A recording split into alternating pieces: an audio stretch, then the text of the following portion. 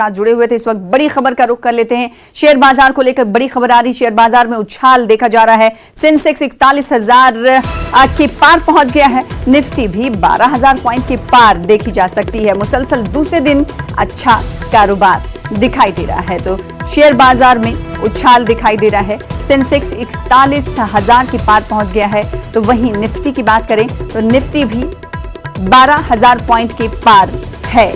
मुसलसल दूसरे दिन अच्छा कारोबार दिखाई दे रहा है। शेयर बाजार में एक अच्छा उछाल। सेंसेक्स 41,000 के पार पहुंचा है। निफ्टी भी 12,000 पॉइंट के पार पहुंचते हुए दिखाई दे रहा है। मुसलसल दूसरे दिन अच्छा कारोबार दिखाई दे रहा है। तो बड़ी खबर इस वक्त दे रहे हैं सेंसेक्स के हवाले से आपको। दूसरे दिन अच्छा कारोबार दिखाई दे रहा है। शेयर बाजार में उछाल देखा जा रहा है। तेलंगाना में